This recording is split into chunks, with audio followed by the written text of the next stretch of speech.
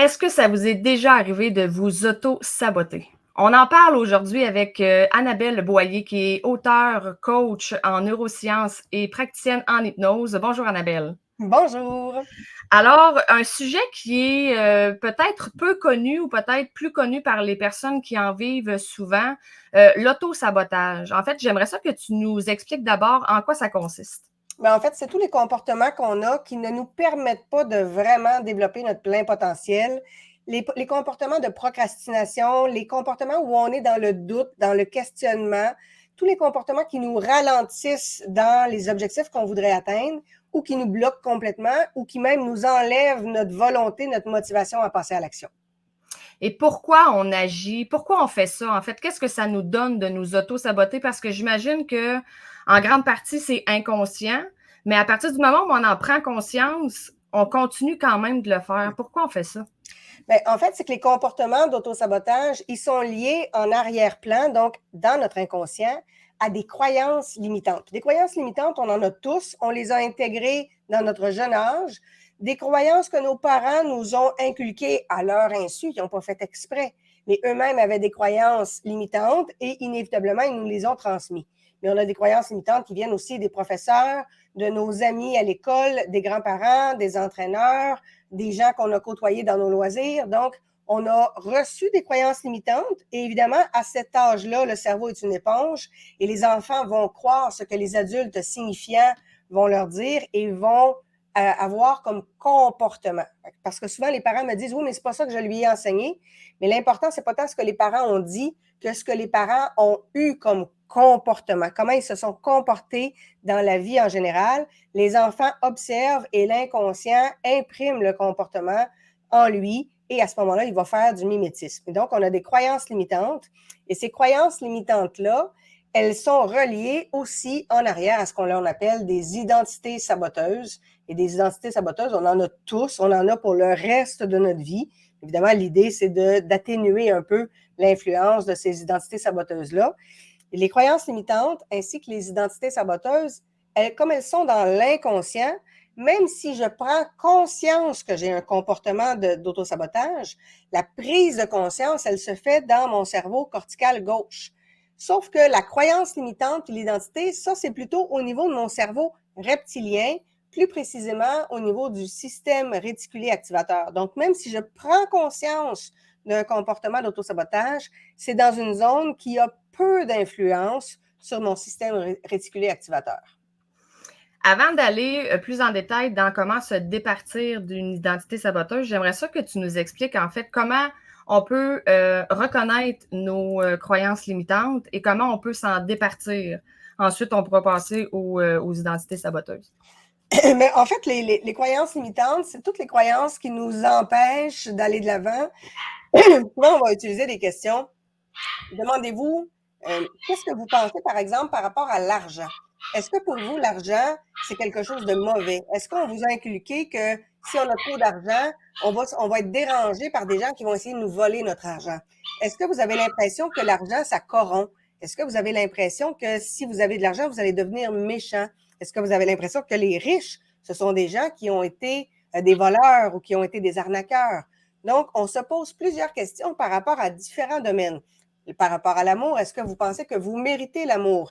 Est-ce que vous pensez que vous êtes quelqu'un d'aimable? Est-ce que vous pensez que le grand amour existe? Donc, on se questionne sur les différents domaines de vie pour voir là où on a une perception négative. Et cette perception négative-là, inévitablement, elle est associée à une croyance limitante. Et vous pouvez demander aussi aux gens qui sont proches de vous, souvent, sans même s'en rendre compte, on va avoir des réflexions, on va avoir des commentaires plutôt négatifs et les gens autour de nous peuvent à ce moment-là les observer. Parce que nos croyances limitantes, au même titre que nos comportements d'autosabotage, au même titre que nos identités saboteuses, ça fait partie de ce que l'on appelle la zone d'ombre. Et la zone d'ombre, elle est beaucoup plus visible pour les gens autour de nous et nous, on est souvent les derniers à en prendre conscience. Est-ce que tu dirais que le manque d'estime, de confiance en soi peut provenir de plusieurs croyances limitantes ou c'est deux choses totalement contraires? Mais en fait, il faut comprendre que l'estime de soi, c'est basé sur 3 éléments essentiels. La première chose, c'est l'amour de soi. Est-ce que je suis capable de m'accepter malgré mes erreurs, malgré mes défauts, malgré tout ce que j'ai eu comme comportement passé qui n'a pas toujours été très lumineux. Donc ça, c'est l'amour de soi, ce que je m'accepte avec mes défauts, avec mes erreurs, puis avec mes qualités. Ensuite, il y a l'image de soi. Comment je pense que les autres me perçoivent. Ensuite, il y a la confiance en soi qui est comment je crois que je suis capable de faire quelque chose. Mais je vous les ai nommés dans cet ordre-là parce que c'est vraiment ça l'ordre. C'est l'amour de soi en premier, l'image de soi en deuxième, la confiance en soi en troisième. Et tout ça, ça donne l'estime de soi qui est la valeur que je m'accorde. Fait qu'inévitablement, si j'ai une mauvaise estime de moi, ça veut dire qu'il y a un problème dans les 3 niveaux. Et généralement, le problème, il est davantage sur l'amour de soi. Les gens veulent souvent travailler à la confiance en soi, la capacité qu'ils ont de faire quelque chose. Mais la confiance en soi, ça se bâtit par la pratique. Si j'apprends des techniques de coaching ou des techniques d'hypnose, mais que je ne les pratique jamais, je n'aurai jamais confiance en moi pour les pratiquer, pour les mettre en application. Donc, la confiance, c'est lié à la pratique. Quand les gens trouvent qu'ils sont pas bons, pas bonnes dans un domaine, c'est juste parce qu'ils manquent de pratique. Par contre, l'amour de soi, c'est généralement la partie la plus problématique parce qu'on a de la difficulté à se pardonner nos propres comportements. On a de la misère à se pardonner aussi le temps de souffrance que l'on va accorder à une épreuve. Parce que si moi, j'ai vécu, par exemple, une rupture et que 2 ans après, je suis encore dans des croyances limitantes liées aux relations amoureuses, bien, ça veut dire que moi, je fais perdurer ma souffrance pendant 2 ans. Je m'octroie à ce moment-là une identité de victime. Et je le fais à ce moment-là parce que le fait de me donner un rôle de victime, bien, au moins, il se passe quelque chose dans ma vie. Le cerveau préfère donner raison à nos croyances limitantes plutôt qu'à nos rêves et à nos objectifs. Parce que la croyance limitante, elle est connue. Mais il faut bien comprendre que le cerveau a besoin de se sentir vivant. C'est Schopenhauer, qui est un philosophe, qui avait expliqué que le cerveau passe de la souffrance à l'ennui. Quand on est célibataire et qu'on voudrait donc vivre une belle relation amoureuse, on est dans la souffrance. Et quand on réussit à trouver quelqu'un avec qui partager sa vie, au début, il y a une phase lune de miel, au début, c'est extraordinaire, mais après quelques mois ou après quelques années, on commence à trouver que finalement, un couple, ça brime notre liberté, que finalement, l'autre n'est pas aussi extraordinaire que ça. Là, on remarque ses défauts davantage. Et là, on va tomber dans une routine. On va tomber dans l'ennui. Et là, on se dit, ah, ça serait tellement mieux si j'étais avec quelqu'un d'autre. Le gazon a l'air toujours plus vert chez le voisin que chez nous. Et là, on tombe dans l'ennui. C'est la même chose pour un emploi. Le chômeur souffre à partir du moment où il trouve un emploi, mais après quelques semaines, quelques mois, il commence à trouver que l'emploi, finalement, n'est pas tout à fait à son goût, puis c'est un peu difficile, puis il y a des tâches qu'il n'aime pas. Et à un moment donné, il tombe dans une routine et il tombe dans l'ennui. Or, pour le corps et pour le cerveau, l'ennui, c'est menaçant. Le cerveau considère que l'ennui, c'est vraiment un danger et il doit s'en départir. Et à ce moment-là, il va essayer de faire en sorte d'avoir une stimulation quelconque, qu'elle soit positive ou qu'elle soit négative. Rappelez-vous, les adolescents qui ont des mauvais comportements, ils ont besoin d'attention, ils n'arrivent pas à en avoir de façon positive, ils vont s'arranger pour en avoir de façon négative parce que le cerveau a besoin d'attention. Dans les années 50, on a eu des expériences qui ont été faites dans des orphelinats, entre autres aux États-Unis, où les experts ont dit, les bébés, vous les nourrissez, vous changez leurs couches, vous changez leurs vêtements, mais vous ne leur parlez pas et vous ne les prenez pas dans vos bras. Au bout d'1 mois, les bébés sont morts. Parce que le cerveau a besoin d'attention, il a besoin d'attachement. Il a besoin de sentir qu'il fait partie d'un clan parce que pendant la préhistoire, l'humain, pour survivre, avait besoin d'un clan. S'il n'a pas de clan, c'est sûr qu'il va mourir. Il ne peut pas en même temps se protéger des prédateurs, trouver de la nourriture et veiller sur lui-même pendant qu'il dort. Il a besoin que des gens montent la garde pendant qu'il dort. Il a donc besoin d'un clan. Et pour le cerveau, si on ne fait pas partie d'un clan, c'est extrêmement dangereux. On est en danger. Et si on n'a pas de relation sociale, pour le cerveau, ça devient une menace. Parce qu'évidemment, des fois, j'ai des gens qui me disent « Ah, moi, j'aime ça être tout seul, je suis bien seul. » Oui, vous êtes bien seul pendant 2-3 jours. Et après, si vous êtes seul pendant une couple de mois, vous allez trouver ça un peu plus difficile. Je vous rappelle le film avec Tom Hanks où il se retrouve sur une île déserte. Il est en train de devenir fou, puis il parle à un ballon. Hein? L'humain a besoin de relations sociales. Et donc, à ce moment-là, bien, inévitablement, quand on vit certaines situations où on n'a pas un épanouissement, on n'a pas un grand lien d'attachement avec les autres, où on ne se sent pas en pleine réalisation, pas tout à fait sur notre X, pas vraiment investi d'une mission, bien, c'est pas long qu'on s'ennuie.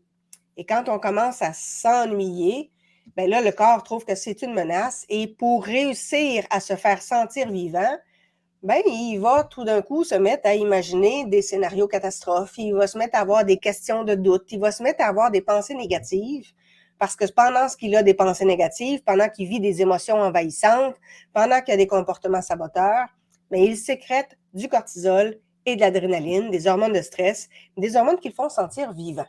Et entre ne rien sentir ou me sentir vivant négativement, le corps préfère se sentir vivant négativement. Et à ce moment-là, bien, on a des pensées négatives, des émotions envahissantes, des comportements saboteurs, même si on sait que c'est des comportements saboteurs, même si ce n'est pas ça qu'on veut. Mais tout ça se passe dans notre inconscient. Parce qu'il faut mentionner aussi, si je ne me trompe pas, que le cerveau ne fait pas la différence entre ce qui est bon et ce qui ne l'est pas. Donc lui, s'il fait des scénarios de catastrophe, il ne s'en rend pas compte que c'est néfaste pour notre vie ou que ça nous rend malheureux, c'est ça? Oui, puis en effet, le cerveau ne fait pas la différence, parce que pour le cerveau, le bien et le mal, c'est pas tout à fait la même notion que dans la morale. Et je suis un peu déconcentrée par mon chat qui vient de se joindre à l'entrevue. Oh! Puis pour le cerveau, dans le système réticulé activateur, là où on a nos programmations inconscientes, nos comportements saboteurs, nos identités saboteuses, nos croyances limitantes, dans le système réticulé activateur, ce qui est important, ce qui est engrammé, c'est ce qui a été fait de façon répétitive et avec des émotions. Fait que pour lui, ce qui compte, c'est pas notre objectif, ce qui compte, c'est pas nos rêves, ce qui compte, c'est pas notre épanouissement, c'est qu'est-ce qu'on a vécu de façon répétitive avec des émotions. C'est pour ça que les études, par exemple, sur les femmes qui ont été victimes de violences conjugales, dans la violence conjugale, la violence comme telle, elle est répétitive, elle arrive régulièrement et ça génère énormément d'émotions. C'est de l'émotion négative, mais c'est une émotion et c'est une émotion vive. Pour le système réticulé activateur, il y a de l'émotion, c'est répétitif, parfait, c'est ça qui est important pour elle. Et il s'arrange pour que la dame retombe en amour avec quelqu'un qui pourrait lui apporter les mêmes sensations. Fait que pour lui, la question, c'est pas de savoir est-ce que c'est bien pour nous, est-ce que c'est pas bien. Ce qui est important pour lui, c'est ce qui est répétitif et associé à une émotion. Et c'est pour ça que quand on se permet d'avoir, par exemple, quand on conduit, qu'on se fait couper sur l'autoroute et qu'on va commencer à critiquer la conduite de l'autre conducteur, même si l'autre conducteur n'est pas là, bien, toutes ces pensées-là, elles sont inutiles. L'autre conducteur, il ne les entend pas, ces pensées-là, puis il ne changera pas sa façon de penser parce que nous, dans notre tête, on est en train de critiquer. Et nous, ça ne change rien dans notre vie de critiquer, sauf que ça nous fait sécréter à ce moment-là du cortisol et de l'adrénaline. Et pendant ce temps-là, ben, on se sent vivant. Quand on est enfant, généralement, il y a des épisodes où on va avoir des moments de stress.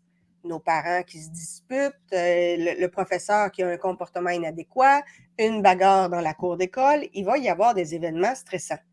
Et pendant ces événements stressants-là, on va sécréter du cortisol et de l'adrénaline. Mais l'événement stressant, on va y repenser. On va y repenser le soir avant de se coucher. On va en parler avec un ami dans la classe, on va en parler au professeur, on va en parler aux parents, on va en parler. Mais à chaque fois qu'on en parle, on revit l'émotion. Et donc, dans notre cerveau, si un événement est arrivé et j'ai sécrété du cortisol et de l'adrénaline, mais j'y pense pendant 1 heure, comptons qu'à chaque minute, on a réimprimé ce souvenir-là. Parce que pour le cerveau, que ce soit réel, ou que j'y repense, ou que j'en parle, ou que je l'imagine, pour lui, c'est la même chose. Il revit la même émotion. Fait que si j'ai vécu quelque chose de traumatisant et que j'en parle pendant 1 heure, ben pour lui, c'est 1 plus 60 fois. Si j'en parle à quelqu'un pendant 10 minutes, c'est 10 fois de plus. Si j'en parle à un professeur pendant 15 minutes, c'est 15 fois de plus. Fait que le même événement, on peut l'avoir imprimé 1000, 2000, 5000, 10 000 fois dans notre cerveau. Et ça devient la base de référence. Et là, inévitablement, il se crée dans le cerveau un chemin neuronal, une connexion, où là, le cerveau a fait un apprentissage. Quand il arrive un élément stressant, on a tel genre de pensée, tel genre d'émotion, tel genre de comportement.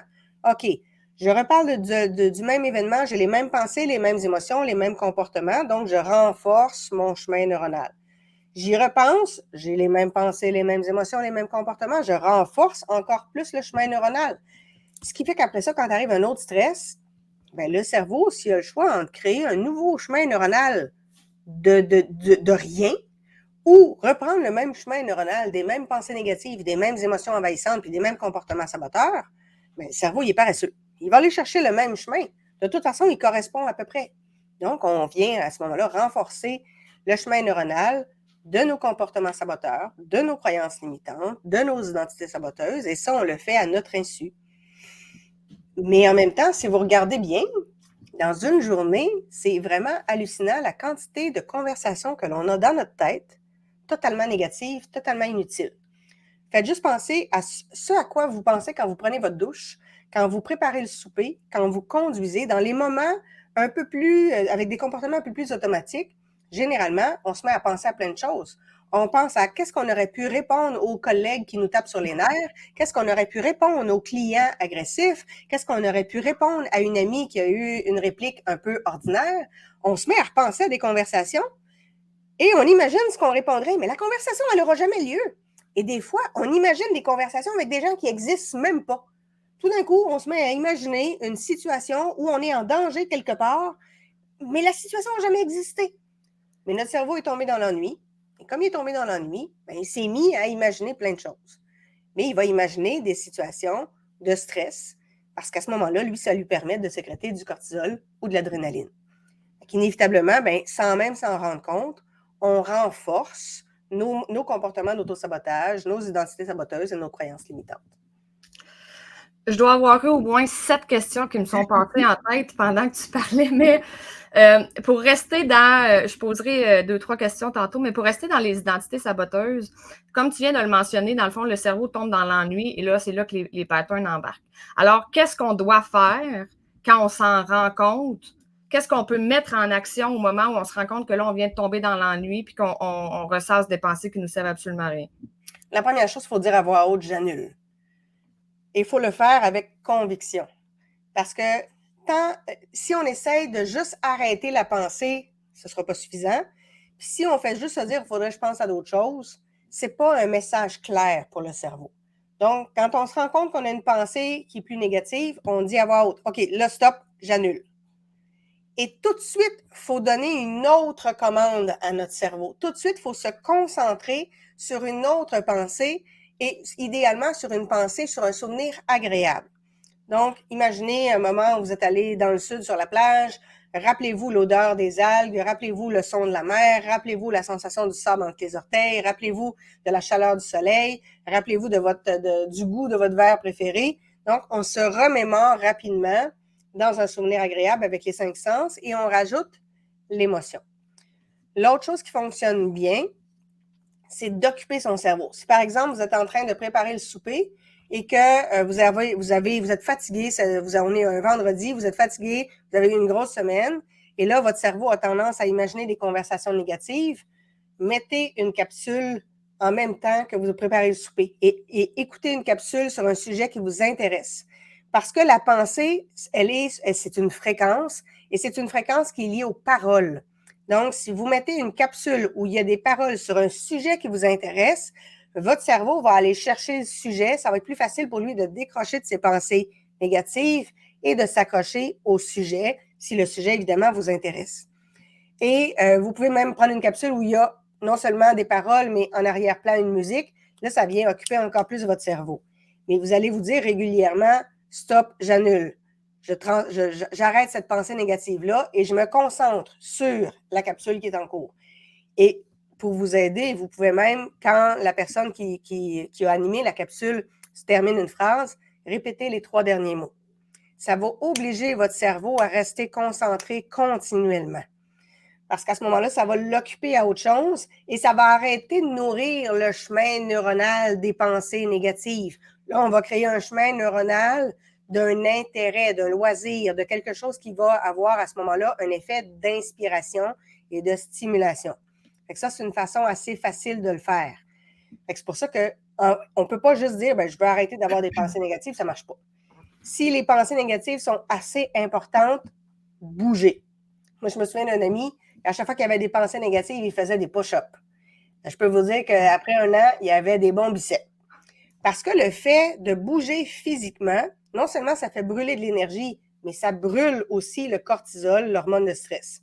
Donc, allez prendre une marche, faites une course. J'ai une cliente qui courait autour de sa piscine rapidement parce qu'à ce moment-là, ça brûlait assez de cortisol pour que quand elle revenait à l'intérieur, elle était fatiguée, mais au moins le cortisol était brûlé.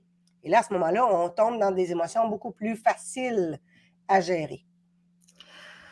Bon, encore une fois, j'ai une tonne de questions. Je vais commencer à prendre des notes, je pense. Parce que là, ce que j'aimerais, en fait, c'est un peu en dehors des identités saboteuses, mais je pense que c'est important de le mentionner parce qu'il y a eu des études plus récentes qui ont été faites sur le fameux 21 jours.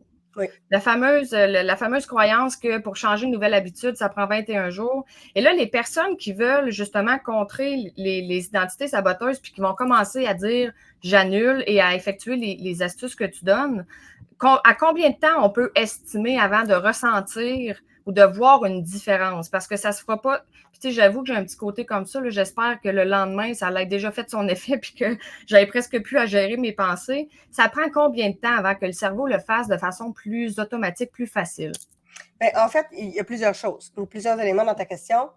Quand je demande, par exemple, à un client, je pense à une cliente qui avait vécu une rupture horrible, là, mais vraiment épouvantable, puis elle avait beaucoup de pensées de vengeance envers son ex, puis beaucoup de pensées d'autodénigrement parce qu'elle se trouvait naïve d'être allée dans cette relation-là, puis d'avoir cru un menteur.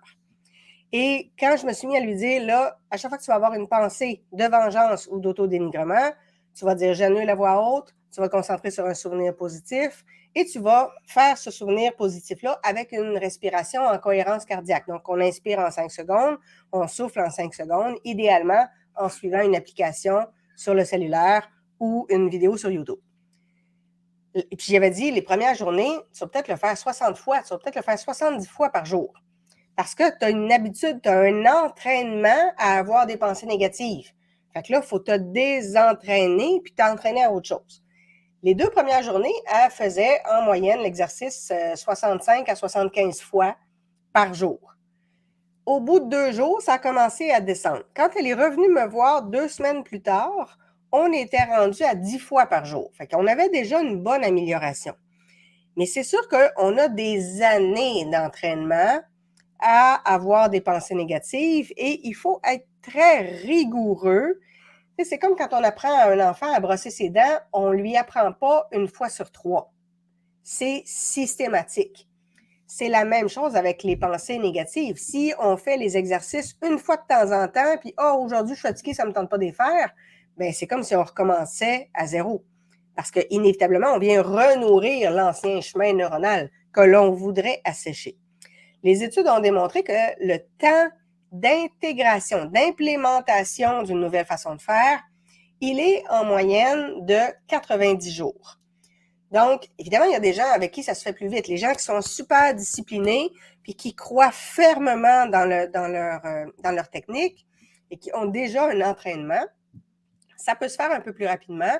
Puis là, on était plus autour de 50 jours. Mais je vous dirais qu'en moyenne, c'est 60 jours pour implanter une nouvelle habitude, 90 jours pour la consolider. Mais on a eu des cas où ça a pris jusqu'à 150 jours. Donc, il faut répéter, répéter, répéter, répéter, répéter. Encore une fois, vous avez mis tellement d'années à vous entraîner à avoir des pensées négatives que c'est sûr que ça ne peut pas se défaire en un claquement de doigts. Il y a un chemin neuronal qui est consolidé, que l'on doit assécher, que l'on doit diminuer et on doit en créer un nouveau. Mais évidemment, à chaque fois que vous recommencez à avoir une pensée négative, vous venez nourrir l'ancien. C'est sûr que ça prend un certain temps. Puis ça se peut aussi que dans certains cas, ça prenne des techniques supplémentaires faites par un coach, un professionnel qui va vous aider là-dedans, mais comptez en moyenne 90 jours. J'avais déjà vu quelque part, puis j'aimerais ça que tu me dises si c'est vrai ou non, que quand on implémente justement une nouvelle habitude, si on saute une journée, il faut recommencer au départ. Est-ce que c'est vrai ou c'est juste que justement, au lieu de prendre 90 jours, ça prend en prendre 150? Bien, ça pourrait en prendre en effet plus 150 parce qu'en effet, si on saute une journée, c'est comme quelqu'un qui veut perdre du poids, puis qui mange très bien toute la semaine, mais que, oh, le vendredi, j'ai eu une grosse semaine, fait que je me permets de la poutine, du gâteau, de la bière. Il y a tellement de calories dans le repas que, inévitablement, ça vient de scraper plusieurs jours de bonnes habitudes. Quelqu'un qui décide qu'il ne consomme plus, mais que le vendredi, il se permet 7 bières, ben, il vient de tout scraper. Parce que le temps qu'évidemment, il prend de l'alcool, il y a un effet sur les neurotransmetteurs dans le cerveau et tout va être redébalancé sur le plan chimique. La toxicomanie revient de façon importante, les vieilles habitudes reviennent de façon importante. Fait qu'en effet, on recommence à zéro. Les pensées négatives, les gens ne réalisent pas, mais une pensée négative, là, une pensée de base, là, ça veut dire qu'il y a eu un influx nerveux qui a circulé de neurone en neurone. Et donc, pour qu'un influx nerveux circule, un influx nerveux, c'est de l'électricité, mais d'un neurone à l'autre, les neurones, là, ça ne se touche pas. Les neurones, elles sont à une certaine distance. Ils sont à une certaine distance. L'influx nerveux arrive et quand il arrive au bout du neurone, le neurone va vaporiser des neurotransmetteurs et l'autre neurone va les capter, transforme ça en influx nerveux puis envoie ça sur l'autre côté. Donc, ça veut dire que quand on a une pensée, on a donc une production et un mouvement de neurotransmetteurs. Les neurotransmetteurs dans le cerveau, c'est la même chose que des hormones dans le corps. Donc, ce sont des éléments chimiques. Donc, quand j'ai des pensées négatives, je déclenche la production de certains neurotransmetteurs, je produis des neurotransmetteurs, donc je change la chimie de mon cerveau. Inévitablement, si dans mon cerveau, j'ai des pensées plus négatives, j'ai une chimie plus négative, bien, ça va prendre un certain temps avant de rétablir ça vers une chimie plus positive. Fait que même si je fais très attention pendant plusieurs journées, encore une fois, c'est comme si vous aviez quelqu'un qui a bien mangé toute la semaine, mais que pendant toute une journée, il va se mettre à boire une boisson gazeuse. Ben, il vient de scraper toute la chimie de son corps. C'est inévitable. Donc, évidemment, c'est un pas de recul et on doit reprendre à ce moment-là, d'où l'importance d'être beaucoup plus rigoureux dans notre façon de faire. Qu'est-ce que tu dirais à quelqu'un qui est un peu découragé d'apprendre que ça peut prendre au-delà de 90 jours et peut-être plus, dépendamment de la personne? Quelqu'un qui dit, ah, moi, ça me décourage, c'est beaucoup trop long, mais que la personne veut quand même changer. Bien, en fait, c'est qu'il faut comprendre que ce n'est pas la destination qui va vous transformer, c'est le chemin. C'est la même chose que pour un entraînement physique. C'est pas une fois que les gens sont super musclés, super minces, super en forme qu'ils sont heureux. Ça marche pas comme ça. Si vous n'êtes pas heureux pendant le cheminement, une fois que vous serez mince, en forme et musclé, vous ne serez pas plus heureux. C'est le cheminement qui nous transforme. Donc, chaque journée que vous consacrez à devenir une meilleure personne, c'est ça qui vous transforme. Et quand vous arrivez au bout de 90 jours, c'est pas fini. Vous allez devoir faire du travail sur vous-même pour le reste de votre vie. C'est comme quelqu'un qui veut s'entraîner. Au bout de 90 jours, oui, il a pris une certaine masse musculaire, mais s'il arrête de s'entraîner, il va la perdre. Moi, je suis ceinture noire de karaté. Si j'arrête de m'entraîner, je ne la vaux plus, ma ceinture noire, parce que mon corps ne peut plus reproduire les mêmes mouvements à la même vitesse, avec la même explosion, avec la même force musculaire que quand je m'entraîne. Donc, inévitablement, c'est un changement de vie, c'est un changement d'hygiène de vie. Vous pouvez rester dans votre hygiène de vie de pensée négative, de croyances limitantes, d'identité saboteuse et de résultats merdiques. C'est un choix. Mais si vous voulez avoir une vie plus épanouissante, il faut comprendre que ce n'est pas la destination qui va vous rendre heureux, c'est tout le cheminement. Parce que quand on travaille fort pendant tout le cheminement et qu'on se concentre sur le bonheur pendant tout le cheminement, bien, inévitablement, on devient de plus en plus heureux. Mais c'est une marche de plus dans un escalier sans fin. Vous allez continuer d'avoir des épreuves de vie. Vous allez juste les gérer, les accueillir totalement autrement, tout simplement. Ça me fait penser, voyons, je t'entends souvent dire, et tu me l'as déjà dit, on s'entraîne au bonheur. Oui.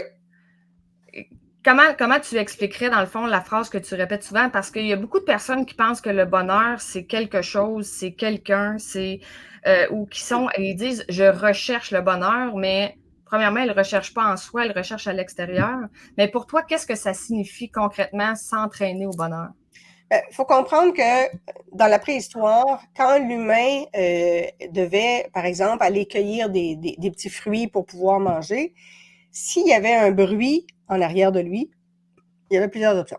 Ou bien il se disait, ah, c'est juste le vent. Ou bien il se disait, ben, c'est d'un prédateur. Si c'était juste le vent puis qu'il continuait à ramasser ses fruits, pas de problème. Si c'était juste le vent, puis qu'il prenait peur puis il allait se cacher dans sa caverne, ben, il allait échapper des fruits en courant, mais au moins, il serait en vie. Là. Il n'y a pas de menace épouvantable. Si finalement, dans le buisson, il y avait un prédateur puis qu'il s'est sauvé, ben, il y a des chances de rester en vie.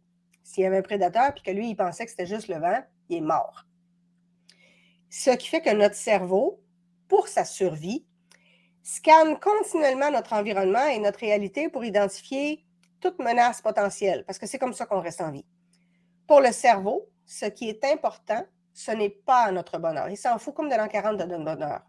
Être heureux puis être mangé par un prédateur, ça n'assure pas la survie de l'espèce. Fait que ce qui est important pour notre cerveau, c'est notre survie. C'est ça sa plus grande priorité. Ça n'a jamais été le bonheur, c'est la survie. Et donc, il va chercher toute menace potentielle continuellement. Mais ce que ça fait aussi, c'est que notre environnement, notre réalité a évolué énormément dans les milliers d'années que nous avons été ici, et notre cerveau ne s'est pas adapté à la même vitesse. Aujourd'hui, notre cerveau cherche encore toute menace potentielle, comme à l'époque de la préhistoire, même s'il n'y a pas d'ours au coin de la rue, puis il n'y a pas de tigre à dents de sable, puis il n'y a pas de menace souvent très proche, mais le cerveau en cherche pour assurer sa survie, et comme il en cherche, quand il n'en trouve pas, il en crée. C'est là où on fait des scénarios catastrophes, des pensées négatives, des émotions envahissantes. Donc, on en crée généralement beaucoup parce que c'est comme si c'était une façon de garder la machine bien rodée, bien huilée. Donc, c'est une façon que le cerveau a de rester toujours alerte. Et donc, si on ne s'entraîne pas au bonheur, ben, le bonheur n'arrivera jamais. Et en effet, le bonheur, il est en soi. Il faut comprendre qu'on est responsable de nos émotions. On n'est pas coupable. On est responsable. Donc, si moi, je vois qu'un client a un comportement agressif, par exemple, c'est pas l'autre qui me met en colère. C'est moi qui ai la télécommande de mes émotions. L'autre a été un déclencheur et j'ai une blessure en moi qui s'est activée et qui a choisi de réagir avec la colère. Mais je peux aussi prendre soin de mes blessures, je peux les apaiser, je peux les calmer, je peux passer par-dessus, je peux guérir de ces blessures-là et le même client avec la même agressivité n'aura aucun impact sur moi. Et ça, c'est un travail sur soi. Mais dès que je cherche le bonheur, comme tu disais tantôt, à l'extérieur de moi, mais à ce moment-là, je prends le bonheur et je le mets dans les mains de quelqu'un d'autre. Ce n'est qu'une question de temps avant d'être déçu. Non seulement mes émotions m'appartiennent, mais mes besoins m'appartiennent aussi. Si moi, j'ai un besoin de réconfort, ce n'est pas mon conjoint qui est responsable de mon réconfort, c'est moi. Et si mon conjoint a eu une journée difficile et qui n'est pas en état de m'apporter du réconfort, c'est à moi à le trouver par moi-même. Mon conjoint n'est pas responsable de mon besoin. Je suis responsable de mon besoin. Mais très souvent, sans s'en rendre compte, on va adopter des identités de victimes et on veut que les autres répondent à nos besoins. Puis des fois, c'est l'identité de victime, des fois, c'est l'identité de prince ou de princesse. On a plusieurs identités saboteuses et à ce moment-là, bien, on s'attend à ce que les autres répondent à nos besoins, puis on accuse les autres d'être responsables de nos émotions et de nos états d'âme. Je suis responsable de mes émotions et je suis responsable de mes besoins. Et à partir du moment où je comprends ça, je peux apprendre, entre autres, à communiquer de façon non violente et je peux soigner mes blessures pour arrêter d'être affectée par le comportement des autres. Et ça me fait penser, je sais que c'est un peu en dehors du sujet des identités auto-saboteuses, mais je pense qu'à un certain moment, tout se relie. Je pense que je pourrais faire 12 entrevues avec toi, puis j'en aurais pas assez quand même. J'aimerais que tu expliques le fait que c'est faux qu'il y a des bonnes et des mauvaises émotions. Mhm. C'est pas, il y a pas une émotion. En fait, je te laisse expliquer ce qu'est une émotion, mais c'est pas vrai qu'elles sont bonnes ou mauvaises. Elles sont tout simplement. Elles sont, c'est pour ça que souvent, maintenant, au lieu de dire une émotion négative, on va dire une émotion inconfortable. OK. Mais à la base, une émotion, ce qu'on appelle une émotion archaïque, une émotion de base, là, ça va naître dans le cerveau reptilien et ça dure 5 à 10 minutes. Donc, une joie intense, ça dure 5 à 10 minutes. Une colère intense, ça dure 5 à 10 minutes. Une tristesse, c'est 5 à 10 minutes. Après, dépasser ce délai-là, l'émotion se transfère à ce moment-là vers le cerveau limbique et là, ça devient un sentiment. Et pourquoi ça se transfère? Parce qu'une colère intense de 5 à 10 minutes, ça draine tellement d'énergie que le corps ne pourrait pas survivre à une colère qui perdurerait plus que ce délai-là. Et quand ça se transfère dans le cerveau limbique, ça devient un sentiment, un ressenti du mental, pas un ressenti du corps, un ressenti du mental. Il faut bien comprendre ça, parce que les gens me disent « Ah, moi, ça, c'est mon ressenti. » Non, ça, c'est ta blessure qui parle, c'est pas du tout la même chose. Le ressenti du mental, c'est donc une construction mentale. C'est le temps que j'accorde à la douleur. Donc, si je viens de vivre une rupture amoureuse et que j'ai de la peine, mais que cette peine-là, je ne l'accueille pas, je ne l'accepte pas, je ne lâche pas prise sur cette relation-là, bien, ma peine, ma tristesse, qui était une émotion de base, va se transférer dans le cerveau limbique et elle va perdurer parce que là, je vais la nourrir. Pourquoi ça m'arrive à moi? Comment ça se fait que j'ai vécu ça? Est-ce que l'autre? Est-ce que moi? Est-ce que pourquoi? Je vais me poser des questions qui vont me maintenir dans la souffrance. Quand on arrive à un plus grand niveau de maturité, on accueille cette émotion-là. On accepte qu'elle soit là et on se pardonne de nos propres comportements. On se pardonne d'avoir fait certains choix de relation. On accepte l'apprentissage que la vie nous propose. On accepte la leçon de vie. Ce qui fait que l'émotion qui s'est transformée tranquillement en sentiment va durer de façon beaucoup plus courte. Ce qui fait que chez les gens plus matures, la peine d'amour va durer quelques semaines. Chez des gens qui vont nourrir beaucoup leur souffrance, bien, la peine d'amour, elle peut durer tout le reste de leur vie. Donc, elle est là la différence. Donc, l'émotion vive, elle, c'est 5 à 10 minutes. Puis une fois que ça se transfère dans le cerveau limbique, on est plus dans un sentiment, un ressenti du mental, donc une construction mentale. C'est quelque chose que je nourris. Et là, je peux entrer dans une illusion d'une situation. C'est une blessure qui s'active. Il y a des comportements saboteurs qui se déclenchent. Et là, ben, dépendamment de mon niveau de travail sur moi, dépendamment de mon niveau de maturité, dépendamment de mon niveau d'intelligence émotionnelle, dépendamment de ma responsabilisation sur mes émotions, ben, ce sentiment-là, il peut durer quelques jours, quelques semaines, quelques mois, quelques années pour le reste de ma vie. Parce que, inévitablement, un sentiment va se transformer en humeur après un certain temps, puis tranquillement, ça va se transformer en un trait de caractère, et inévitablement, mais ça va devenir mon tempérament. Donc, si je nourris ce sentiment-là négatif-là, au lieu de l'apaiser, au lieu de travailler sur moi, inévitablement, il va perdurer. Mais à la base, une émotion de base, quand on est dans le 5 à 10 minutes de départ, quand on a bien travaillé sur soi, l'émotion, elle est porteuse d'un message.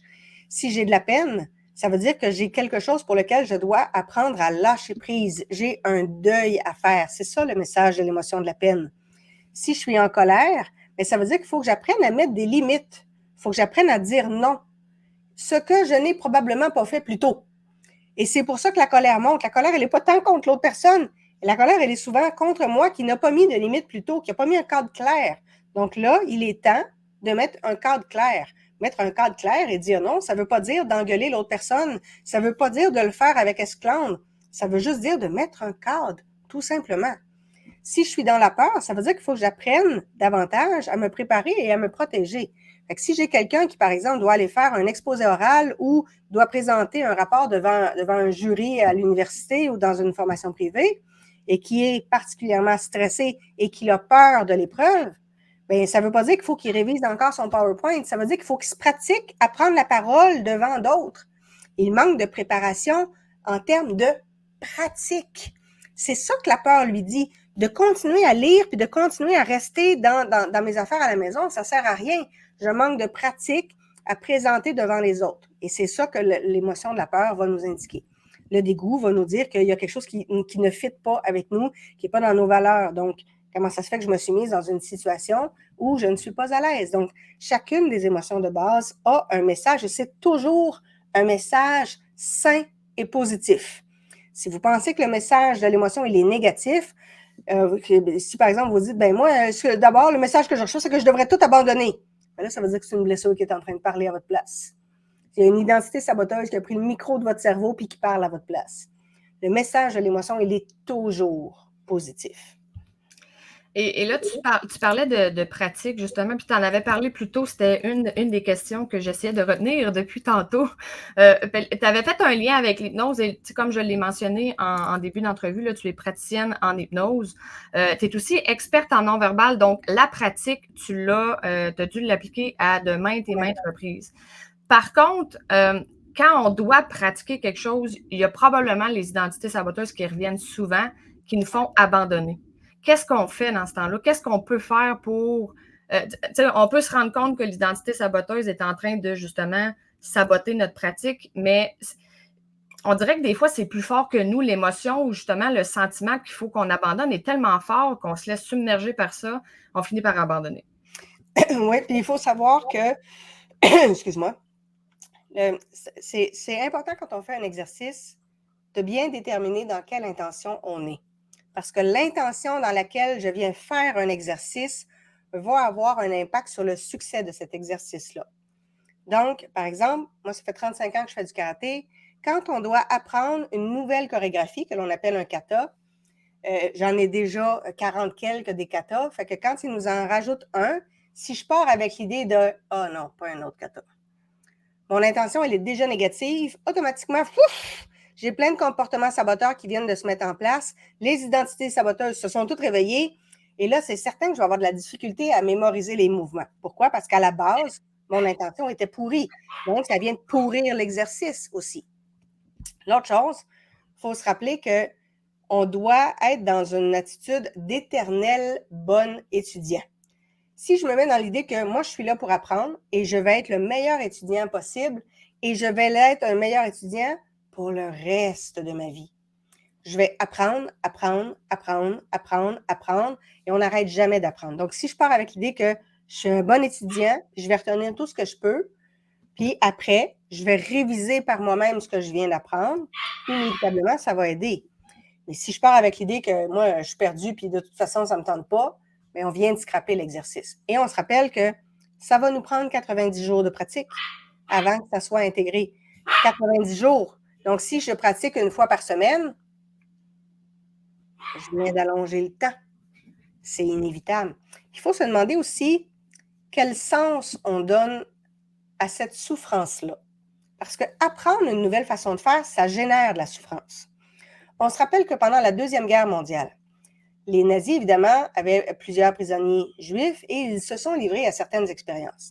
Il y a des soldats qui ont pris des prisonniers qui leur ont demandé de tenir à bout de bras des batteries de voitures. Mais chacune des batteries pesait 5 kilos. Et les gens devaient tenir les batteries quelques minutes. Mais la plupart des prisonniers étaient affaiblis, n'avaient pas mangé depuis je ne sais pas combien de temps, avaient à peu près plus de muscles de toute façon sur le corps, et ils lâchaient les batteries bien avant le délai qui était demandé par les soldats. Ce que les soldats ont fait, c'est qu'ils sont allés chercher leurs femmes et leurs enfants qui étaient dans une autre, j'allais dire une cage, parce que c'était épouvantable comme habitation, là, et les amenaient, puis ils disaient aux prisonniers, si tu ne tiens pas à bout de bras les batteries pendant 10 minutes, je tue ta femme et je tue tes enfants. Et là, pour ces prisonniers-là, la souffrance a pris un sens. Ils ne voulaient tellement pas perdre les membres de leur famille qu'ils tenaient du mieux qu'ils pouvaient le plus longtemps possible. Et finalement, ils tenaient beaucoup plus longtemps que le délai demandé. Fait qu'au lieu de tenir pendant certains cas 3 minutes, ils tenaient 15 minutes parce qu'ils ne voulaient surtout pas perdre leurs femmes et leurs enfants. La souffrance avait un sens. C'est pour ça que souvent, en développement personnel, on va vous demander quel est votre pourquoi? Pourquoi vous voulez atteindre un objectif? Si l'objectif, c'est pour être reconnu, pour que les autres m'aiment, c'est un pourquoi qui est extérieur à soi. Fait que dès qu'on va rencontrer un obstacle, Mais comme le pourquoi est extérieur à moi, quand je vais commencer à avoir de la difficulté, puis à me trouver pas bonne, puis à trouver que j'ai de la misère, je ne serai pas capable de m'auto-motiver par ce pourquoi-là parce que je l'ai mis à l'extérieur de moi. Mais si moi, je considère que je suis là pour faire en sorte que le monde roule mieux, que le monde soit meilleur, pour que je puisse donner à mes enfants un monde qui va être beaucoup plus sain, et là, je me donne une mission de vie, bien là, mon pourquoi, il est intrinsèque, il est intérieur, il est en moi, et je l'ai mis assez clair pour que quand je rencontre un obstacle, je me rappelle que je fais ça pour mes enfants. Et là, ça devient un moteur qui m'aide à aller de l'avant. Évidemment, c'est plus facile aussi si on a quelqu'un qui nous accompagne, un coach, quelqu'un qui va nous encourager et d'avoir quelqu'un qui va nous soutenir quand on va rencontrer des blocages un peu plus difficiles. Parce que ça arrive qu'on a des identités saboteuses qui sont plus fortes, qui sont plus demandantes et on ne peut pas à ce moment-là s'en débarrasser par nous-mêmes parce que l'identité saboteuse, je vous rappelle qu'elle est dans le système réticulé activateur. Elle est dans l'inconscient. Et moi, quand je réfléchis avec mon cortical gauche. Et là, pour avoir accès à l'inconscient, ça prend des techniques avancées d'hypnose, de coaching neuroscientifique. Donc, par des petits exercices, ça ne fonctionne pas. Il y a des fois où on va aller chercher de l'aide d'un professionnel pour qu'il puisse nous aider à se débarrasser de certains comportements saboteurs. Tu parlais aussi tantôt, quand tu as parlé de pratique, tu avais aussi mentionné le souvenir agréable. Oui. Et j'aimerais que tu, dans le fond, que tu donnes une autre astuce, parce qu'on a parlé un peu plus tôt de quand on trouve notre vie plate, ben là, le cerveau va essayer de produire de l'adrénaline qu'il va essayer de créer des émotions pour nous faire sentir un peu en vie. Quelqu'un qui trouve sa vie plate aurait probablement de la misère à trouver un souvenir agréable. Oui. Est-ce qu'il peut le créer? Est-ce qu'il peut s'en inventer un? Ou sinon, s'il y a de la misère avec son imagination, qu'est-ce qu'il peut faire pour quand même appliquer ta technique, mais il trouve sa vie plate? C'est sûr que quand les gens, et tu as très bien cerné, souvent les gens qui ont une vie plate ont de la misère en effet à trouver un souvenir agréable. C'est pas parce qu'il n'en existe pas, c'est juste parce qu'il y a une identité saboteuse qui empêche d'aller chercher le souvenir. Fait que ça devient un peu plus compliqué, je vous dirais. Et l'idée, ça va être de mettre à l'agenda des activités. On doit donc créer un nouveau souvenir. Je vous donne un exemple. Il y a plusieurs années, j'étais particulièrement fatiguée et j'avais besoin de ressourcement. Et ma fille m'a fait découvrir un boisé qui n'est pas tellement loin d'ici et c'est une forêt magnifique. C'est vraiment magnifique. Et je me souviens que quand je suis rentrée dans la forêt avec ma fille, je me souviens d'avoir regardé autour. Ça m'a rappelé un souvenir d'enfance. Ça m'a rappelé des marches en forêt. Et je me souviens de m'être dit, mon Dieu, le vert des feuilles est magnifique. L'odeur de sapin, extraordinaire. Et il y avait plusieurs oiseaux qui chantaient, fait que c'était parfait. Fait qu'après ça, j'ai utilisé ce souvenir-là qui était tout récent, que je venais de créer. Donc, l'idée, c'est de mettre à l'agenda des moments, puis ça peut être simplement d'aller voir, par exemple, un spectacle d'humour. Pendant un spectacle d'humour, on va rire à gorge déployée. On vient donc d'implanter dans notre cerveau un souvenir positif. Donc, on met à l'agenda des activités qui vont générer des souvenirs positifs. Et après ça, on peut faire un exercice pour se permettre justement de revivre ce souvenir-là. Mais ça va être plus facile si, par exemple, quand je voulais utiliser la forêt, bien, je m'arrangeais pour avoir une bouteille d'huile essentielle qui sentait le cyprès ou le sapin pour être en mesure ou l'épinette, pour le sentir. L'odorat, c'est le seul sens qui est connecté directement à l'inconscient. Moi, j'ai eu un ami, à un moment donné, qui avait, pour utiliser une expression bien québécoise, qui avait viré une brosse, qui avait trop bu d'alcool au point d'en être malade. Il avait viré une brosse au Porto. Oh boy! Il y a un alcool qui est sucré, là, c'est bien celui-là. Fait qu'après ça, l'odeur de Porto, ça lui donnait des nausées. Je faisais juste dire le mot Porto, puis le cœur élevait. Parce que l'odorat est le seul sens connecté directement à l'inconscient. Moi, ma grand-mère faisait des galettes à la mélasse. Fait que les gens ne font que parler des galettes à la mélasse. Je me souviens de l'odeur et je me souviens automatiquement de ma grand-mère. Donc, on peut utiliser les odeurs pour faire remonter des bons souvenirs. J'ai une cliente qui vient du Saguenay-Lac-Saint-Jean. Elle, sa mère faisait des tartes au bleuet, inévitablement. Fait qu'elle fait juste faire une tarte au bleuet, puis elle se souvient de sa mère qui faisait des tartes, puis qui était joyeuse, puis qui mettait de la musique. Puis... Et là, les souvenirs reviennent. C'est pour ça d'ailleurs que souvent, les courtiers immobiliers vont dire, avant de recevoir des visites pour vendre votre maison, faites une tarte aux pommes. Parce que l'odeur, à ce moment-là, va avoir un effet extrêmement positif. Donc, si on a un souvenir, on va utiliser une odeur qui nous fait du bien. On peut mettre en arrière-plan aussi une musique qui nous fait du bien. Moi, régulièrement, quand je travaille, je vais mettre des musiques de relaxation en arrière-plan parce que même si je peux avoir des tâches qui sont stressantes, je sais que la musique va venir apaiser. Je vais faire ça avec mes clients aussi. Mes clients qui arrivent dans un état émotionnel intense, je mets une musique en arrière-plan qui contient, par exemple, des ondes θ que l'oreille n'entend pas, mais que le cerveau, lui, entend. Et à ce moment-là, ça permet de les apaiser. Donc, on peut utiliser des moyens extérieurs, l'odeur, la musique, être bien confortable, mais en mettant dans notre agenda des moments où on va pouvoir avoir du plaisir avec d'autres. En se rappelant que quand on a des pensées négatives, il faut dire « j'annule » et à ce moment-là, se reconcentrer tout de suite sur un souvenir positif. Anthony Robbins fait faire un exercice dans ses formations qui s'appelle le priming. Il va demander de respirer de façon assez brusque pour oxygéner le cerveau en faisant un mouvement de bras pour pomper. Et après, il va vous demander d'imaginer 3 souvenirs comme si vous étiez encore dedans. 3 souvenirs agréables, 3 souvenirs où vous étiez bien.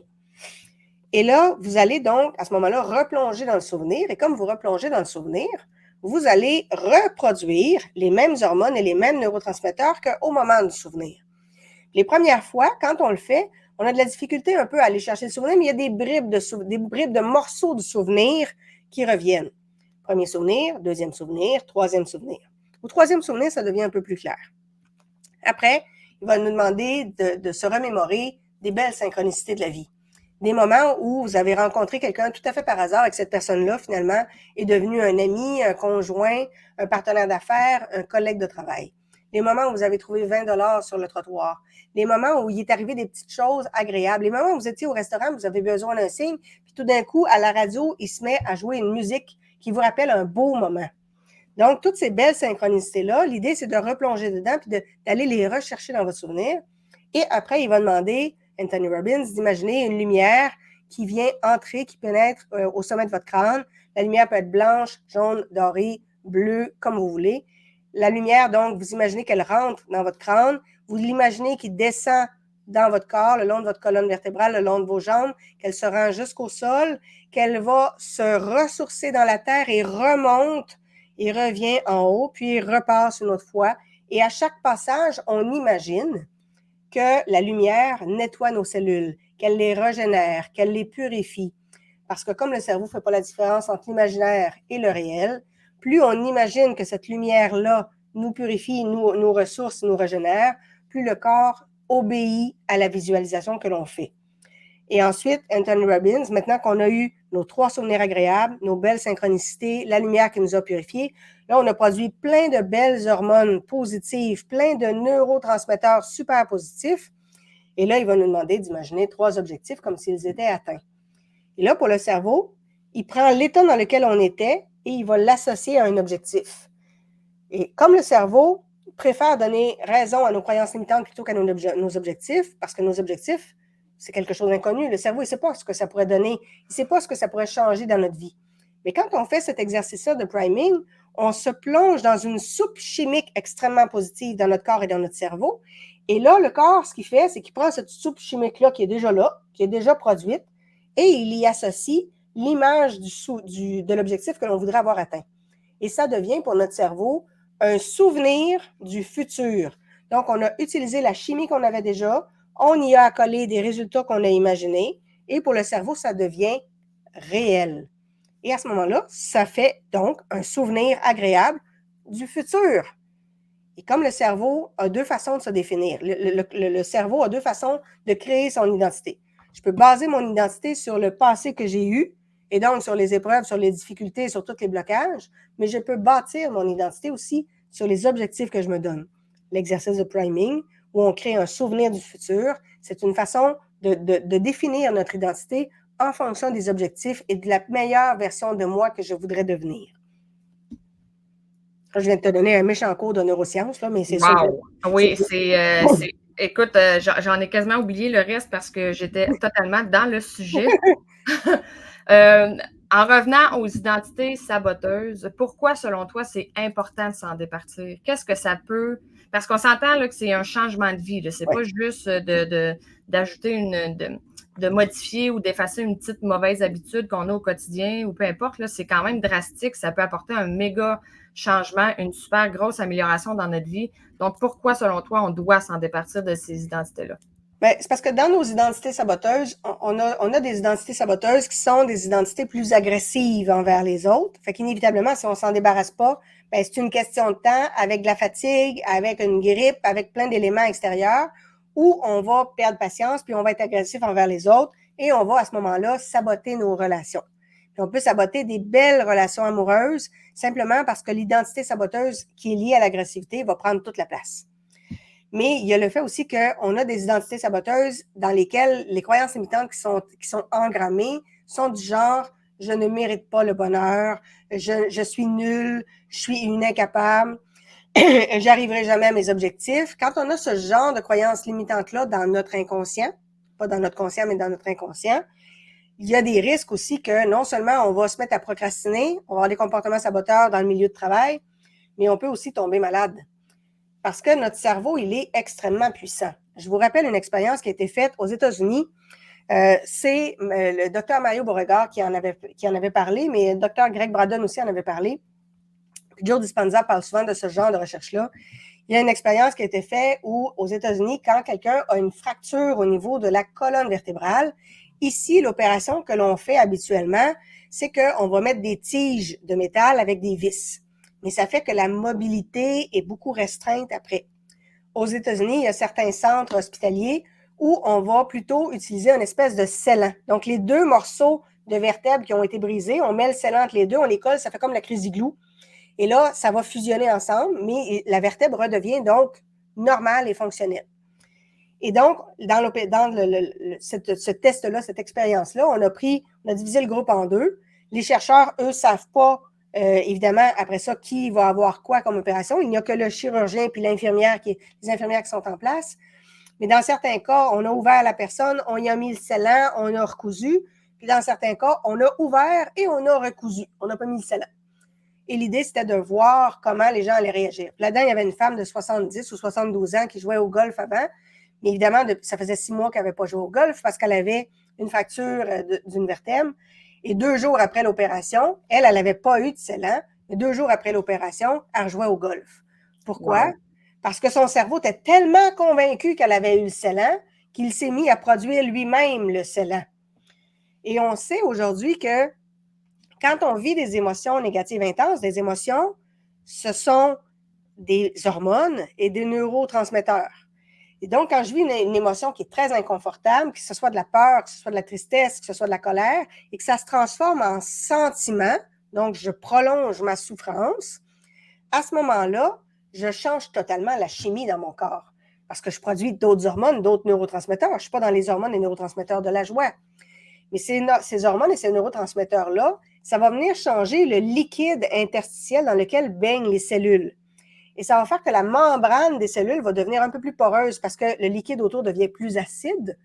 Et là, le liquide va rentrer à l'intérieur et va venir affecter l'ADN parce que ça va venir affecter la production de certaines protéines et ça va inhiber la production de d'autres protéines. La production de protéines, c'est ça qui va déterminer comment votre corps va réagir. Moi, quand j'étais enfant et adolescente, on nous disait que les gènes, c'est déterminé, tu portes le gène ou tu ne l'as pas. Si tu portes le gène, ben c'est tant pis pour toi.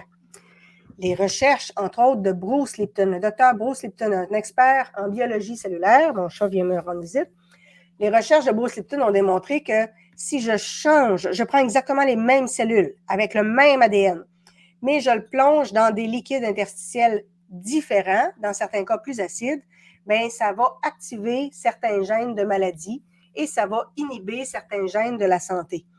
Donc, on s'est rendu compte qu'on a 10% de nos gènes qui sont activés, puis on a une réserve. On a des gènes qui sont inhibés, des gènes de maladie puis des gènes de santé, on a les deux. Mais on a 90% de nos gènes qui sont inhibés. C'est juste du stockage, c'est de l'inventaire, mais ce n'est pas utilisé. Donc, si moi, je fais en sorte de vivre des émotions plus inconfortables, inévitablement, bien, je viens activer certaines protéines, ce qui va réactiver certains gènes de maladie et inhiber des gènes liées à mon système immunitaire. Par contre, si je me mets à faire de la méditation, si j'utilise des techniques d'hypnose, de visualisation, si je m'entraîne au bonheur chaque jour, plusieurs fois par jour, ça fait que plusieurs fois par jour, mon corps va se mettre à produire des hormones et des neurotransmetteurs de bonheur et le liquide dans lequel baignent les cellules va à ce moment-là être beaucoup moins acide et à ce moment-là, ça va faire que je vais pouvoir réactiver certaines protéines, réinhiber certaines protéines aussi et donc réactiver des gènes de santé et inhiber des gènes de maladie. Et donc, on sait aujourd'hui que le cerveau, c'est sa propre pharmacie. Le cerveau peut générer tout ce qu'il faut pour guérir dans la mesure où dans notre inconscient, on y croit. Pas dans notre cerveau conscient, pas dans mes réflexions puis dans mes pensées positives. Ça n'a aucun pouvoir. C'est qu'est-ce qui se passe dans mon inconscient. C'est ça qui compte.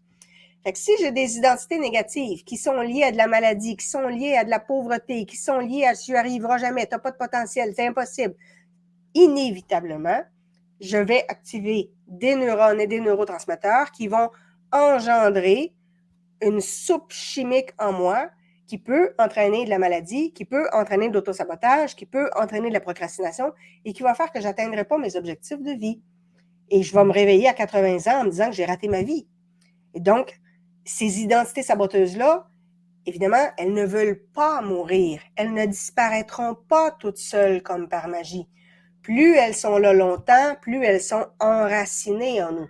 D'où l'importance de les travailler.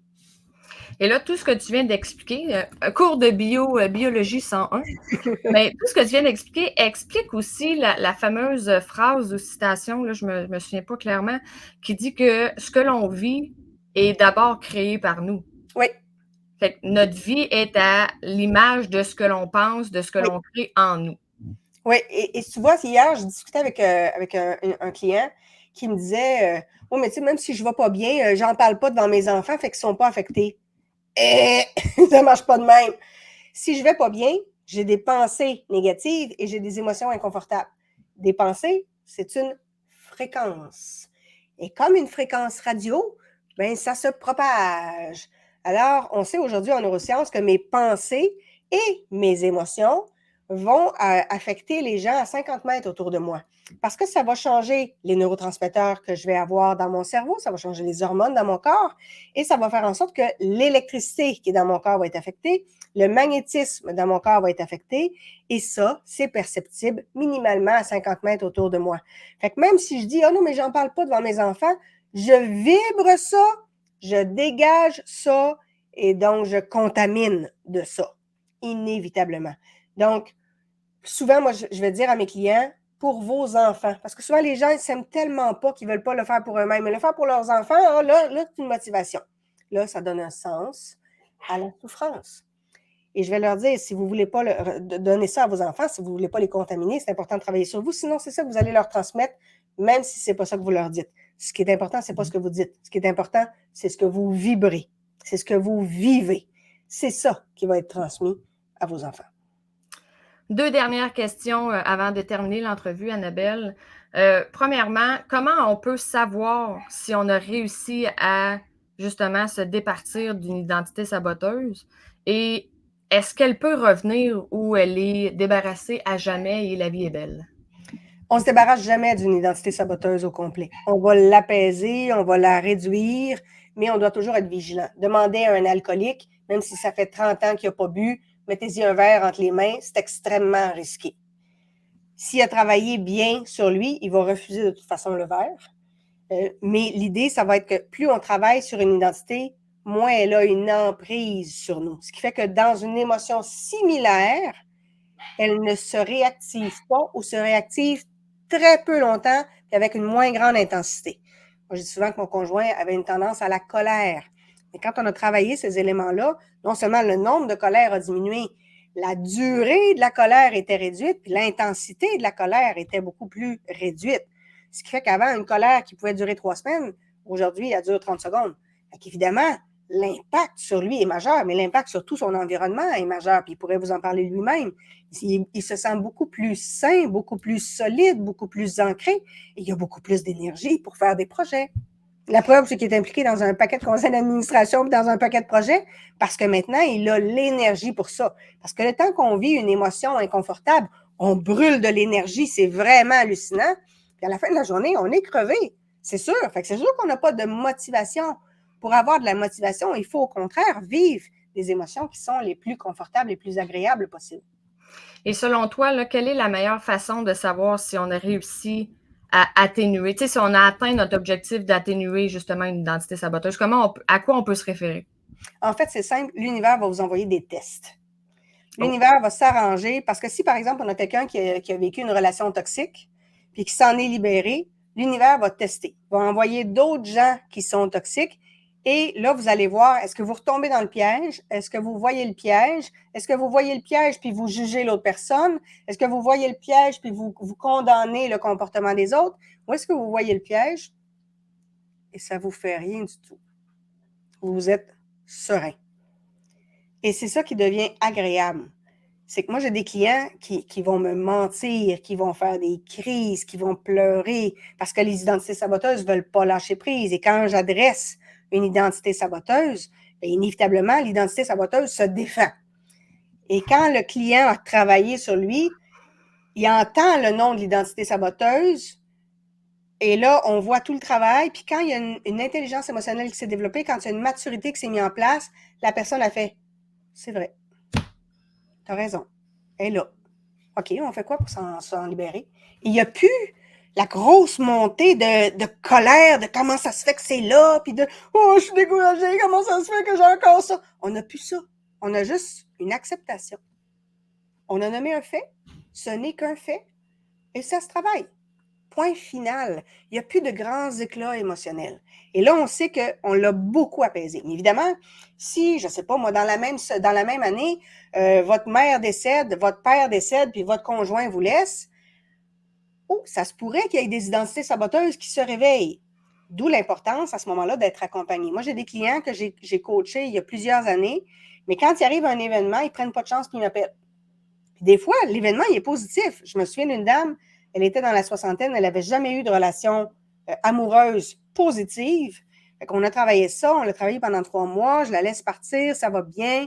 Elle rencontre quelqu'un d'extraordinaire. Elle rencontre le prince charmant. Le monsieur, il est doux, il est gentil, il a un emploi, il a appris à s'aimer, il a fait du travail sur lui, il est millionnaire, il est beau, il a plein de qualités. Ma cliente m'a contacté tout de suite en disant on l'a bien travaillé. Maintenant, je ne suis pas habituée de vivre une belle relation et j'ai peur qu'une identité qu'on n'a jamais travaillée ressurgisse. Fait que j'aimerais ça qu'on fasse des rencontres de prévention. Fait qu'on est allé travailler les éléments qui pourraient, parce que évidemment moi, quand je les traite, quand je les rencontre, bien, on travaille l'identité qui est présente là puis qui dérange là. Il y en a arrière-plan, il y en a d'autres. Il y en a plein des identités négatives. De base, on a 7 identités négatives majeures, mais il y a plein d'identités négatives secondaires. Fait que là, laquelle qui va s'activer? Je ne sais pas, je ne peux pas le savoir à l'avance. Et on ne peut pas travailler une identité que le client n'est pas prêt à travailler. Il faut que le client soit rendu à dire cette identité-là, elle me dérange. Et quand l'identité dérange, là, on peut la travailler. Fait que ça se peut que, selon les événements de vie, il y en ait qui se réactivent. Évidemment, elles ne seront jamais de l'ampleur qu'elles ont été. Puis ça se peut qu'il y en ait qu'on n'avait jamais travaillé qui s'activent à ce moment-là.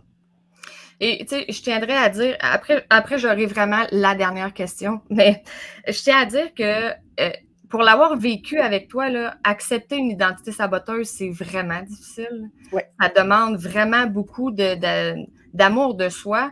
Et je pense que c'est important que les gens qui écoutent sachent que quand ils découvrent des identités saboteuses, ils ne doivent pas se taper dessus, se dénigrer, se taper sur la tête, puis se trouver des défauts supplémentaires. L'objectif, c'est pas ça, justement. Ouais. Puis d'en prendre conscience, c'est un pas devant. Oui, parce que quand on a des identités saboteuses, de se mettre la tête dans le sable, ça nourrit les identités saboteuses. Ça les fait amplifier. Parce qu'inévitablement, il y a une partie de nous qui a honte, qui se sent nounou ou nounoune de ne pas l'affronter, qui sent que finalement, on fait preuve d'un manque de courage. Évidemment, quand on la ressort, bien, si je sors, par exemple, l'identité de nounoune, l'identité de princesse, l'identité de sacrifiée, l'identité agressive ou méchante, bien, ça se peut qu'il y ait une autre identité saboteuse qui se rajoute, qui est celle du jugement, du reproche, de la critique. Et elle, il va falloir la travailler en même temps que l'autre. Je suis obligée de travailler les deux. Parce que là, elle est souffrante, puis là, elle décide qu'elle tape sa tête. Donc, il faut qu'on travaille les deux en même temps. Et ça se fait inévitablement par l'acceptation. On ne peut pas se libérer d'une zone d'ombre en remettant de l'ombre par-dessus, en remettant de la critique, du jugement, des reproches. On ne peut atténuer une zone d'ombre qu'en mettant de la lumière. Je rappelle le livre que tu as lu d'ailleurs de Nathalie Godin, « Et si nous mettions l'amour au centre de notre vie », quand on met de l'amour sur nos zones d'ombre, quand on met de l'amour sur nos croyances limitantes, sur nos identités saboteuses, sur nos comportements saboteurs, inévitablement, on vient s'apaiser et là, le travail est beaucoup moins long, beaucoup moins ardu. C'est souvent la première identité saboteuse que l'on nomme. Souvent, les gens ne sont pas habitués qu'on nomme de façon franche les identités saboteuses qui sont là. On est habitué de les camoufler. Et là, de dire à voix haute, « Hey, j'ai un côté de moi là, qui est manipulateur. » J'ai une cliente, il y a peut-être un mois, qui a réalisé qu'elle était manipulatrice avec son conjoint. Et là, elle s'est rappelée de fois où elle a eu des conversations, des crises à l'adolescence. Mais si elle savait, la plupart de mes clients ont des comportements comme ça et ne sont pas capables de l'admettre. Moi, le jour où j'ai fait, OK, bien là, j'ai menti sur certains éléments, donc il y a une de mes identités saboteuses qui est une menteuse. À un moment donné, tu réalises que tout le monde a une identité saboteuse de menteuse. À un moment donné, j'avais dit à mes clients, tout le monde a une identité saboteuse de voleur. Qu'on ait volé un 10 cents sur un comptoir, les faces du collègue, quelque chose qu'on a trouvé, bien, même si c'est juste un 10 cents ou si c'est 250 000, c'est quand même du vol. Pour notre inconscient, on a quand même la honte d'avoir volé. Ouais. Et inévitablement, on les a toutes, les identités saboteuses. Fait que ça ne donne rien de se taper sa tête. On les a toutes. Ils n'ont juste pas tout à fait le même degré d'une personne à l'autre. Il y en a pour qui l'identité voleuse est plus importante. Il y en a pour qui l'identité méchante est plus importante. Puis il y en a que c'est l'identité victime qui est beaucoup plus importante. Donc, dépendamment d'un individu à l'autre, puis dépendamment de où on en est dans notre vie. Quand on est en train de vivre une série d'épreuves, ben, on est dans ce qu'on appelle la nuit noire de l'âme. Et là, ben, les identités saboteuses se réactivent justement pour qu'on les travaille. L'univers complote pour nous. L'univers essaie de nous aider. L'univers essaie de faire en sorte qu'on puisse évoluer, qu'on puisse cheminer, qu'on puisse devenir la meilleure version de nous. Et pour le faire, bien, il nous fait vivre des situations qui nous donnent l'opportunité de travailler nos identités saboteuses. Dernière question, j'aimerais que tu fasses le pont parce que je sais qu'il y a plusieurs personnes que ça fait réagir quand on dit que le jugement, c'est un reflet de soi. Et là, il y a des gens qui disent, c'est pas parce que je trouve que l'autre s'habille mal que je m'habille mal. Ça n'a aucun rapport. C'est pas le style de lien qu'on désire faire. Mais je pense que, un, tout le monde juge. Et deux, nos jugements peuvent nous en dire beaucoup sur nos identités saboteuses. J'aimerais que tu fasses juste le pont entre les deux pour que les gens comprennent que le jugement, un, ça se corrige. Et deux, ça peut juste nous en apprendre plus sur nous-mêmes au lieu de justement continuer dans ce négatif-là puis juger tout le monde. En psychologie, on va utiliser le terme de la projection. Ce qui nous dérange chez l'autre, c'est quelque chose que l'on a en soi qui n'est pas guéri, pas résolu. Maintenant, on a deux zones d'ombre. La zone d'ombre noire, la zone d'ombre blanche. Si moi, j'ai par le passé eu des propos inacceptables avec quelqu'un, puis j'ai été méchante avec quelqu'un, plusieurs années plus tard, il est fort possible que quand je vois quelqu'un qui a des propos inacceptables et qu'il est méchant avec d'autres, que ça me fasse réagir en disant « c'est épouvantable d'être méchant comme ça ». Pourquoi? Parce que dans mon inconscient, je ne me suis pas pardonné un moment où moi-même j'ai été méchante. Il peut y avoir aussi une zone d'ombre blanche. Si moi, je suis incapable de prendre la parole en public et que j'ai une collègue de travail que elle, quand elle raconte une anecdote pendant une réunion ou pendant une pause, tout le monde l'écoute, ça se peut qu'elle me dérange parce qu'elle, elle est capable de prendre le leadership. Elle est capable de s'adresser à tout le monde et moi, je ne suis pas capable. Fait que dans mon inconscient, elle représente ce que je voudrais être et que je ne suis pas capable, mais comme je ne suis pas capable, ça me fait souffrir. Et pour me protéger, l'inconscient préfère à ce moment-là juger l'autre personne plutôt que d'aller voir ma propre souffrance. Et régulièrement, dès qu'on est dans le jugement, dans le reproche ou dans la critique, c'est en soi qu'il faut aller chercher la réponse. Je donnais une formation récemment, puis j'ai une jeune dame qui me disait Oui, mais moi, mes clients, ils sont tous en retard, là, puis là, on peut pas faire les projets parce qu'ils nous répondent pas assez vite. Puis moi, j'haïs ça quand ils font ça. Fait que là, ben moi, je suis toujours à temps, puis je suis toujours à date.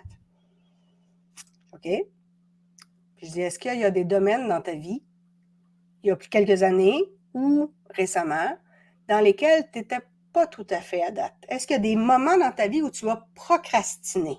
Y a-t-il des moments dans ta vie où tu n'as pas été tout à fait sur la coche? Elle vient blanche comme un drap, elle vient les yeux pleins d'eau, après ça, elle devient rouge, puis là, tu vois que l'émotion commence à travailler.